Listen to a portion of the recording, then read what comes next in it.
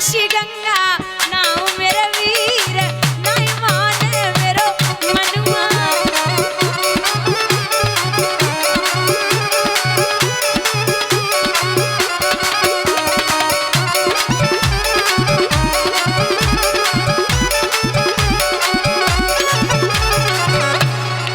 सात से रखी धरी करैया मैं तो रुचि रुचि भोग लगाऊं मेरे वीर नहीं माने मेरो मनुआ।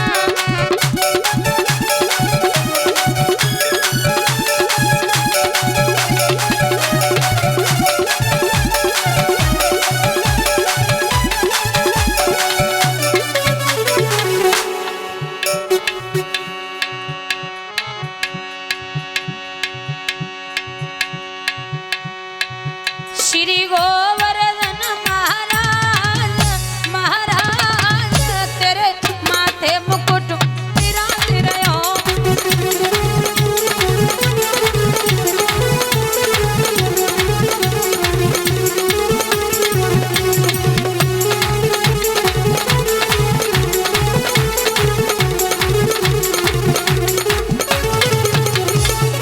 तो पे पान चढ़े तो पे फूल चढ़े लला इन पे चढ़े भी दूध की धार ओ धार तेरे माथे मुकुट विराज।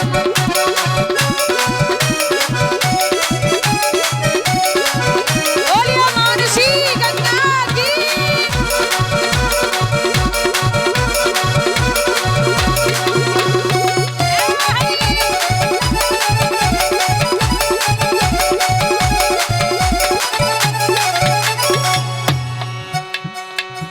अरे सात कोश की तय परिक्रमा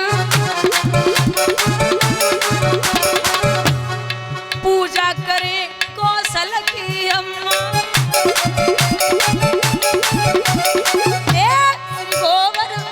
श्री गोवर्धन महाराज महाराज तेरे माथे मुकुट विराज रहो।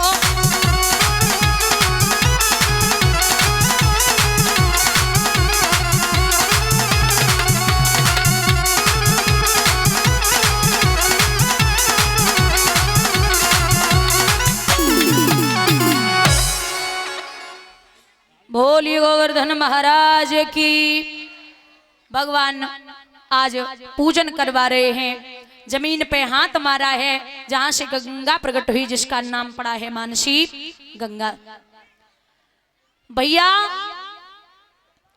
कहते हैं कि इंद्र को पता चला कि मेरा पूजन नहीं हुआ तो भयंकर वर्षा की है। प्रभु ने 7 वर्ष 52 दिन की अवस्था में उस गोवर्धन पर्वत को सबसे छोटी वाली उंगली पर धारण कर लिया। अब जरा ध्यान देना, माताएं शांति बना रखें, ध्यान से सुनना बुजुर्गों।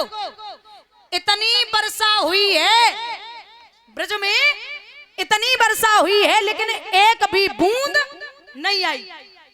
अब शंका होती है कि इतनी वर्षा होने के बाद पानी गया कहां? पानी गया कहां? तो बात उस समय की है, त्रेता युग की। त्रेता युग में जब रावण के यहां से मैया सीता वापस आई थी तो उनकी इच्छा थी कि मैं ब्राह्मणों को भोजन कराऊं, संतों को भोजन कराऊं। तो राम जी निमंत्रण देते थे, संत और विद्वान ब्राह्मण भोजन करने आते थे। कोई 2 पूड़ियां खाता, कोई 4 खाता और निकल लेते। तो मैया सीता को यह लगता था कि ये पेट भर के भोजन नहीं करते हैं, तो क्या करें। राम जी से कहा कोई ऐसा संत लेके आइए जो पेट भर के भोजन करके यहाँ से जाए, मेरी आत्मा को शांति मिले। राम जी बोले तुम्हारी ज्यादा इच्छा है, तो अगस्त ऋषि को लेकर के पहुंच गए। अगस्त ऋषि से हाथ जोड़ के एक बात कही, महाराज आप इतना भोजन करना, इतना भोजन करना, जब तक मैं मना न करूं तब तक भोजन करना बंद मत करना, ठीक है। अब भोजन करने के लिए ऋषि बैठ गए।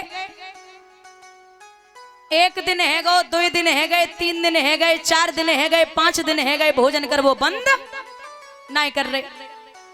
जब भोजन करना बंद नहीं हुए तो गणेश जी हलवाई बन के आए गए, रिद्धि सिद्धि भी भोजन बनाने के लिए आ गई। महाराज 15 दिन हो गए, बाबा भोजन करना बंद नहीं कर रहे। सब थक गए कि कैसे भोजन करना बंद करेंगे। अंत में मैया सीता राम से बोली कि कैसे संत लेके आए हो महाराज, ये भोजन करना बंद नहीं कर रहे। राम जी बोले अब पेट भर के खिला दे, जब तुम्हारा मन भज जाए तो हमें बता दियो। महाराज 1 महीना हो गया, ऋषि भोजन करते जा रहे हैं। 1 महीने के बाद मैया सीता बोली प्रभु अब मैं थक गई। जाकर के बाबा से कहा कि हे प्रभु, जब आधा भोजन हो जाता है तो पानी पिया जाता है। 1 महीना हो गया भोजन करते करते, बोले जब आधा भोजन हो जाता है तो पानी पिया जाता है। ऋषि बोले बिटिया जब आधा हो जाए तो हम पानी पी लिए, आधा ही नहीं हुआ। और टाइम बीता तो मैया परेशान है। श्री राम जी ने कहा है कि हे प्रभु अब अपनी माया समेटिए, भोजन करना बंद हुआ। जब भोजन करना बंद किए हैं प्रभु वो ऋषि जी, तो भगवान बोले अब पानी चाहिए आपको। बोले हाँ। विचार किया भगवान ने कि जब इतना भोजन कर चुके हैं तो पानी कितना पिएंगे, तो छोड़िए आप इस युग में भोजन कर चुके हैं, अब द्वापर में पानी पी लेना। जितना भी पानी गोवर्धन पूजा में इंद्र वर्षा करेगा, जितना भी वर्षे आप मुंह खोल के सारा पानी पी जाना। बोलिए गोविंद भगवान की। इसीलिए महाराज ब्रज पे कोई भी बूंद नहीं आई। यहां देखा है 49 पवन लगे पड़े, वर्षात हो रही है लेकिन कोई आंच नहीं आई।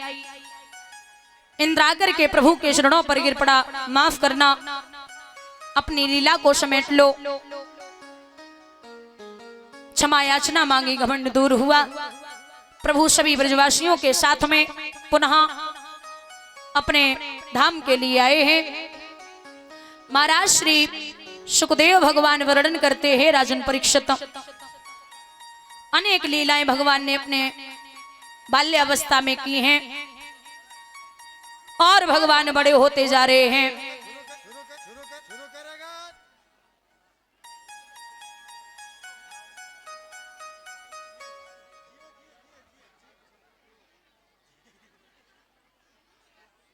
महाराज बड़े हुए, समय बीतता जा रहा है। एक दिन की बात है, गोपियां भगवान से बोली हैं कृष्ण आप मेरे साथ में महाराज कब करोगे?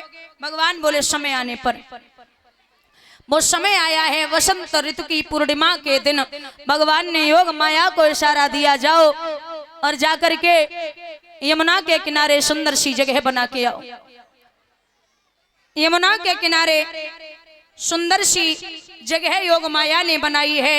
उस जगह को देख करके भगवान बड़े प्रसन्न हुए। बंसी को उठाया और बंसी को उठा करके भगवान अपने होठों से लगा करके बजाने लगे। ऐसी मुरली की धुन महाराज पागल करने लगी है सखियों को। सखियां भाग के जब भगवान के पास में पहुंची हैं तो भगवान बोले, महाराज भगवान बोले फिर ध्यान देना, अगर आप किसी का निमंत्रण करो और वो निमंत्रण करने के लिए आपके यहाँ पहुंच जाए, फिर आप उससे ये पूछो क्या लेने आए हो। पहले तो निमंत्रण कर दो, फिर जब वो आपके दरवाजे पर पहुंच जाए फिर उससे ये पूछिए क्या लेने आए हो। तो कितना बड़ा अपमान है। भगवान बंसी बजाए के सखियों को बुलाए रहे और जब सखियां पहुंच गई हैं तो भगवान पूछ रहे का लेवे को आई हो। तो सखियां कम चालाक नहीं है, भगवान से बोली कि प्रभु आप को मैं पूछती हूँ, आप मेरे सवाल का जवाब दो। क्या एक पतिव्रता औरत और उसका पति विदेश चला जाए, वो मिट्टी का पति बना करके उसकी पूजा करे, जब वो मिट्टी के पति की पूजा कर रही हो तब उसका असली पति विदेश से आकर के कुंडी को खटखटा दे। आप ये बताइए वो असली के लिए दरवाजे खोले या मिट्टी के पति की पूजा करती रहे? जवाब ली। पूछने लगे कि वो मिट्टी के पति की पूजा करती रहे या जो असली आ गया उसके लिए दरवाजे खोले। भगवान बोलेगा बाबा नहीं हो, जब असली आएगा तो नकली की क्या जरूरत है? असली को बैठाए, सम्मान करे, उसकी पूजा करे। तो सखियां बोली बस माधव, संसार के पति पिता पुत्र सब आपके सामने नकली है, आप एक असली हो। और तुम हमारे पति तो छोड़ दो, हमारे पतियन क्यों पति आप ही हो? बोलिए गोविंद भगवान की। आप जगत पिता और जगत पति हो, मान लिया। महाराज करिए यहां महाराज जब महाराज सोने लगा, समय बीता है। एक दिन की बात, महाराज तो हो रहा है, लेकिन मैया पार्वती सज धज के रात्रि के समय चली। तो बाबा पूछने लगे देवी कहाँ जा रही हो? देवी कहाँ जा रही हो? बोले महाराज, महाराज सो रहा है, उस महाराज को देखने जा रही हूँ, हमें भी ले चलो। बोले नहीं, आप नहीं जा सकते। क्यों? बात देवियां ही देवियां दिखाई देती हैं, देवता को कोई काम नहीं है। बोले हमें देवी बना लेकिन लेके चलो। महाराज देवी कैसे बनोगे? अरे इतने लंबे चौड़े हो, जूड़ा इतना बड़ो, सर्व बिच्छू कातर, ये कैसे साड़ी बनेगी? बोले अगर हम जाएंगे तो तुम भी जाओगी, और हम नहीं जाएंगे तो तुम भी नहीं जाओगी। अजीब जिद है। बोले बिल्कुल लेके चलो। तो जब जिद कर रही है यहाँ मैया भी कि आप नहीं जाओगे, तो बाबा बोले लेके चलो ना। सभी भाई बंधु जितने भी बैठे माताएं बहनें सब अपने अपने सर पे अंगोछा रूमाल डाल लें, क्योंकि महाराज जब तीनों लोगों का नाथ साड़ी बांध सकता है तो आप थोड़ी देर के लिए यहाँ महाराज नहीं उनकी कथा चल रही है डाल लें।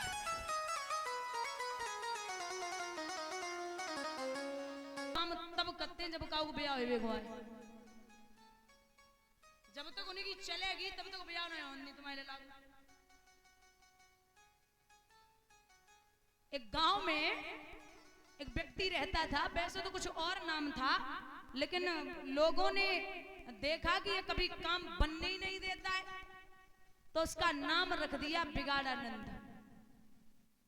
जब बिगाड़ानंद नाम रखो, अब धीरे धीरे समय भी तो एक दिन को लला की शादी वाले आए, तो बिगाड़ानंद लला के घर पे ही बैठे। लड़की वाले आए, देखो बैठे थे, तो लला के पिता ने जवाब दो, एक काम करो बेटा, चाचा बैठे, बिगाड़ानंद इनसे कहो कि अबे निकल जाए, 2 घंटा बाद आ जाए। तो बिगाड़ानंद के चरण स्पर्श करे, बोले जाओ चाचा 2 घंटा बाद आ जाइयो। बेहू बड़े चालाक, लला की पीठ में हाथ रख के बोले खूब खुश रहो लला, और जो तुम्हें मिर्गी की बीमारी आती थी वो जल्दी ठीक हो जाए। अब जब बताओ मिर्गी की बीमारी जहाँ लड़की वाले बैठे हुए हैं, वे ब्याह कर सकते? निकल गए, चुपचाप निकल ले। कुछ दिन बाद बिगाड़ानंद की तबीयत खराब भई, तो बुजुर्ग बोले गांव के चलो भैया देख लो, अब हमें तो लग रही है बचेंगे ना। नए लड़का बोले जीवन में ना एक बयाना हम दे रहे, हम जाएंगे देख कबाऊ ना, कल मर जाए मर जाए, ठीक है कोई ना। बुजुर्ग पहुंचे, बोले ठीक हो? बोले हाँ बस अब हमें तो जय मालिम पड़ रही, हम बचेंगे ना। लेकिन हमारी एक इच्छा है, जब जीवन कबहू जिंदगी में अच्छे काम नहीं करे, तो तुम हमारे एक छोटो सा काम कर दियो, जब हम मर जाएं तो हमारी जीव में एक हाथ को खूंटा ठोक दियो। अब जीव है, जीवन कबहू अच्छे काम करे ना, तो एक हाथ को खूंटा ठोक दियो। बोले ठीक। कुछ दिन बाद बिगाड़ानंद मर गए, तो सब इकट्ठे भाई, फिर तो लड़का खूब खुश, चलो लास्ट टाइम पहुंच ले। सब इकट्ठे, जन बच्चा से पूरा गांव, तो जो तैयारी होती वो की गई। एक बोले कि भैया इन्होंने बोला था कि जब मैं मर जाऊं तो एक हाथ को खूंटा ठोक दियो। बोले कैसी बातें करो, मर गए चले जाए, अब को देख रहे हो? बोले नहीं नहीं नहीं, इनकी अंतिम इच्छा पूरी कर दो। अब एक हाथ को खूंटा आओ मुंह में ठोक दियो। अब जब कपड़ा डालोगे तो दूर से कुछ दिखाई दिए, कुछ है जा रहे थे वैसे ही आरती लेके पूरा गांव, तो पीछे तो बोलते भाई जा रहे, आगे से पुलिस की गाड़ी आ रही।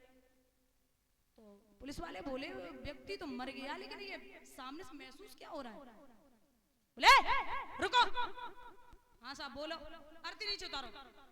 तो नीचे अर्थी रख ली। बोले ये कौन है?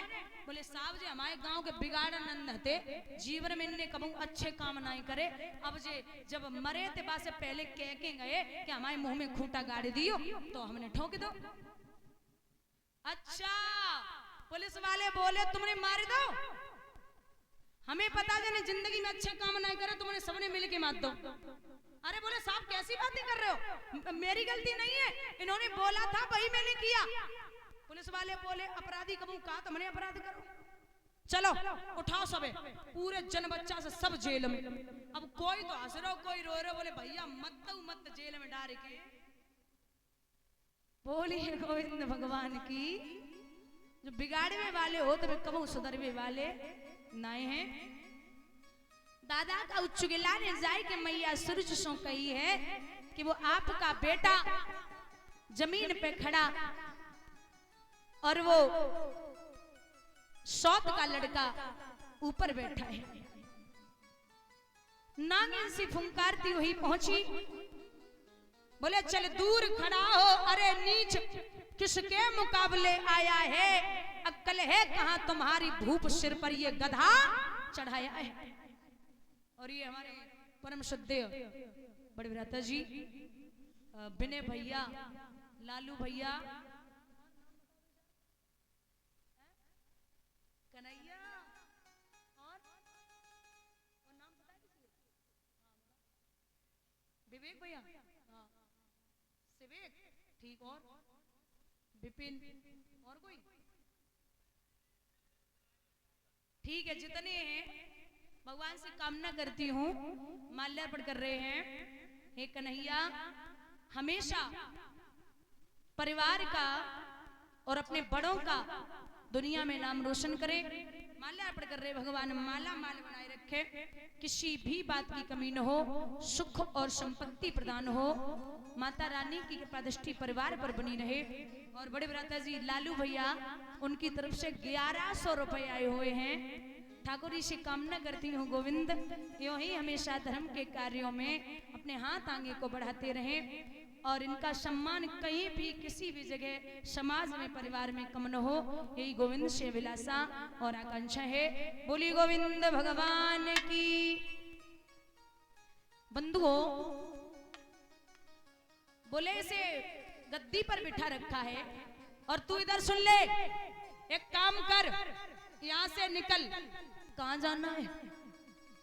बोले वन में जा, भगवान का भजन कर, मेरी कोख से जन्म ले, तब तू इस राज्य का अधिकारी हो पाएगा।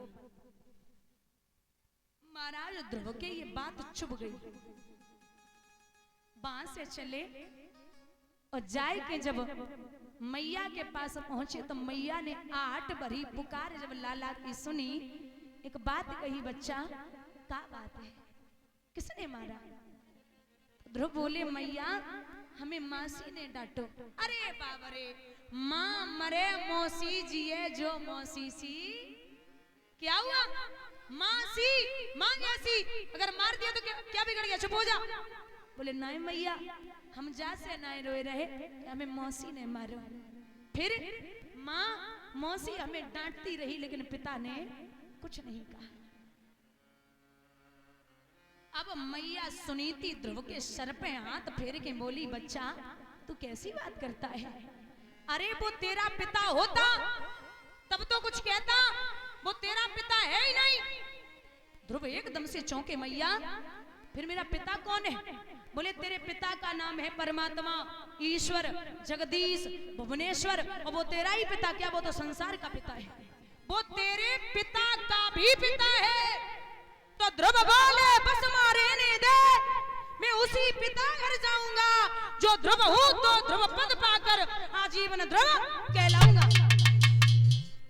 बस मुझे न कोई कपड़ा दे और न कोई दुलाई दे, जिस तरह राज सम्मान दिया मैया उस तरह विदाई दे, जाने दे मां। एक कहावत है माताओ, जाए भूत पकड़ ले ना, भूत जाए भूत पकड़ ले बाको इलाज है, भगत ठीक कर सकते हैं, लेकिन जाए जो यशोदा को पूत पकड़ ले बाको इलाज नहीं। अगर एक बार राम का नाम, कृष्ण का नाम उसका असर हो गया तो कारी कमरिया पे दूसरा रंग चढ़वे वालों नहीं। यहां तक एक रामचरितमानस से उदाहरण आता है कि जिस समय प्रभु लंका पर विजय प्राप्त करने के लिए जा रहे थे तो वहां पर पत्थरों पर्वतों की जरूरत पड़ी। तो बानर बड़े उपद्रवी होते, बंदरों ने पता नहीं क्या दिमाग में आया, बड़े बड़े पत्थर उठाए और उठा करके बोले मैं इस पर राम का नाम लिखूंगा और राम का नाम लिख के पानी में डालूंगा। अगर ये तैर गए तो राम के नाम में शक्ति है, और अगर नहीं तैरे डूब गए तो राम के नाम में शक्ति नहीं है। अब आप इतने यहाँ लोग बैठे हो, जब बताओ अगर पानी में तो छोटो कंकड़ डालो तो वो तैर सकते हो? कंकड़ कभी नहीं। इतने बड़े बड़े से पत्थर राम का नाम लिख के जब पानी में डाले, अरे बुजुर्गों ऐसी कृपा है वो पत्थर पानी में तैरने लगे। ये खबर रावण को पता चली कि राम के नाम से पत्थर तैर जाते हैं,